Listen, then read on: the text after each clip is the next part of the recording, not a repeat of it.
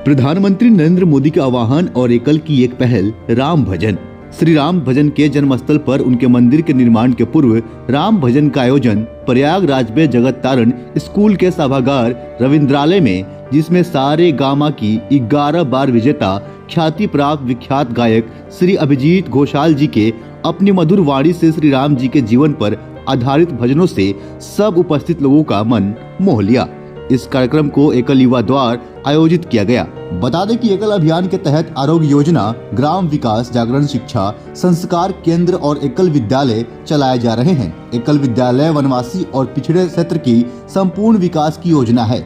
यहाँ आज भी सुदूरवर्ती इलाकों में शिक्षा की कोई व्यवस्था नहीं है।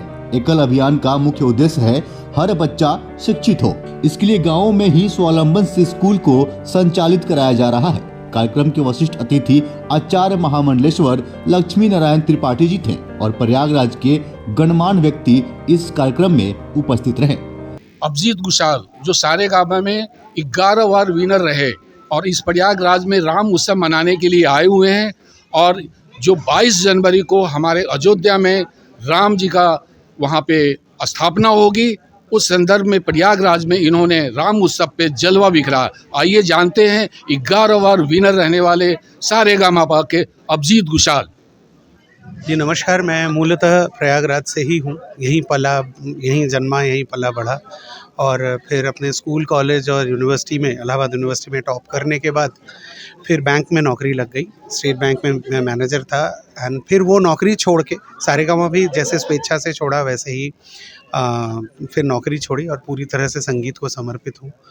और बहुत सारी मातृशक्तियाँ हैं जिनसे सीख रहा हूँ। इलाहाबाद में भी बहुतों से सीखा था और एकल से जब ये एक बात आई कि हम लोग ऐसा कुछ कर सकते हैं, मैंने कहा इससे अच्छा क्या हो सकता है। एकल जैसे ऑर्गेनाइजेशन का संग, ऐसे सुधी लोगों का यहाँ पे आना और उसके सामने ही राम उत्सव, वो भी 2024 की जनवरी में, क्योंकि मैंने आज शुरू में ही बोला कि ये पहला हमारे जीवन का साल ऐसा है जहाँ हम 1 जनवरी से ज़्यादा 22 जनवरी का वेट कर रहे हैं। तो बहुत अच्छा लगा और बहुत अच्छी ऑडियंस थी।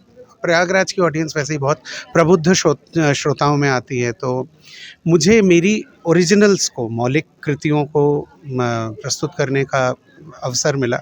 इसके लिए मैं एकल को भी धन्यवाद देना चाहता हूँ। प्रयाग के जो सुधी श्रोता आए थे उन सबको भी धन्यवाद।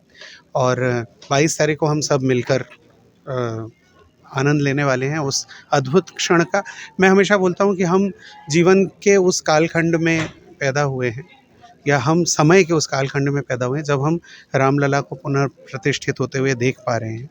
तो ये हमारी बहुत बड़ी, मतलब बड़भागी हैं हम लोग। तो बहुत बहुत धन्यवाद सहारा समय को भी कि आप लोगों ने पूरे प्रोग्राम को अच्छे से एंजॉय किया। एक भजन के कार्यक्रम, उसमें भी हम ऐसे भजन गा रहे थे जो आपने कभी पहले सुने नहीं हैं। तो उसको एंजॉय करा पाना एक बहुत, ये मातृशक्तियों का हाथ होता है, नहीं तो नहीं हो पाता। फिलहाल आपका कोई नया एल्बम वगैरह भी? मेरे बहुत ज़्यादा गाने रिलीज़ हो रहे हैं। अब तो एल्बम नहीं आते, सिंगल्स आते हैं। तो आप सिर्फ अभिजीत घोषाल भजन लिखेंगे तो 200 के ऊपर रिलीजेज हैं।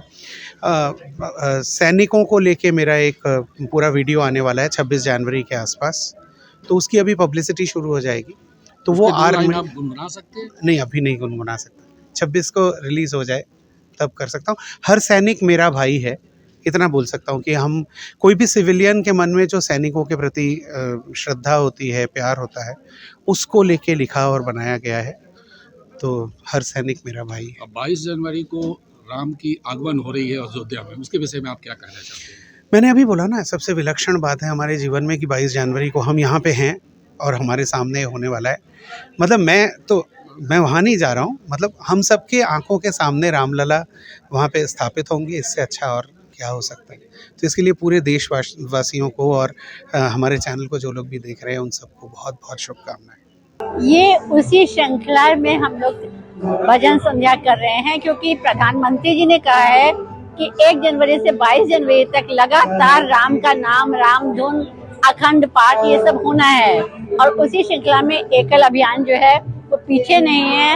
हम लोगों का जो कार्यक्रम है वो भी 1 से 22 जनवरी तक ही चलेगा। गांव गांव में राम धुन, अखंड पाठ, राम कथा, राम लीला सब करने का हम लोग की योजना है। दीपोत्सव मनाएंगे हम लोग, मंदिर में दीप जलाएंगे, रंगोली सजाएंगे, बिल्कुल जैसे उत्सव का माहौल होता है ऐसा पूरे देश में गांव-गांव में हम लोग एक उत्सव लाने का प्रयास कर रहे हैं। अच्छा, 500 वर्षों बाद ये घड़ी आ रही है, किस तरह से जैसे भगवान राम वनवास से लौटे तो उसी तरह का उत्साह है? बिल्कुल 500 वर्षों के बाद कितना संघर्ष के बाद हमें ये दिन देखने को मिल रहा है और हम कितने सौभाग्यशाली हैं, हमारी आंखें जो ये दिन हम लोग देखने जा रहे हैं।